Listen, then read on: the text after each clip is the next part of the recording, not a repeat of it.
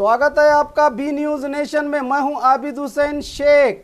चिकमंगलुरु में तनाव के हालात। बाबा बुडनगिरी में शरपसंदों की तरफ से मज़ारों को नुकसान पहुंचाने की कोशिश। पुलिस का लाठीचार्ज। इलाके में धारा 144 लागू। दत्त जयंती और ईद मिलादुन नबी का जुलूस शांत तरीके से होने के बाद भी आज दत्तमाला पहने भक्तों के लिबास में दुष्कर्मियों ने राज्य में नफरत फैलाने के उद्देश्य से दादा पहाड़ पर पहुंचकर अदालत के आदेश के खिलाफ काम करते हुए पाबंदी लगाई गई जगह पर भगवा झंडा लहराने और वहां मौजूद मज़ारों को नुकसान पहुंचाने की नापाक कोशिश की, जिस पर पुलिस ने कार्रवाई करते हुए हालात को काबू में लाने के लिए हल्की लाठी चलाते हुए भक्तों के लिबास में शरपसंदों को भगाने की कोशिश की।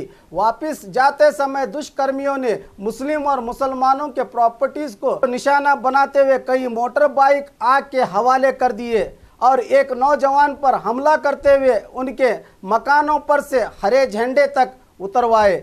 इसको लेकर पुलिस हालात को काबू में करने रूट मार्च करते हुए सतर्क नजर आई। आसपास के इलाकों में तनाव का माहौल है। धारा 144 लगाकर पुलिस हालात को नियंत्रण में रखी हुई है।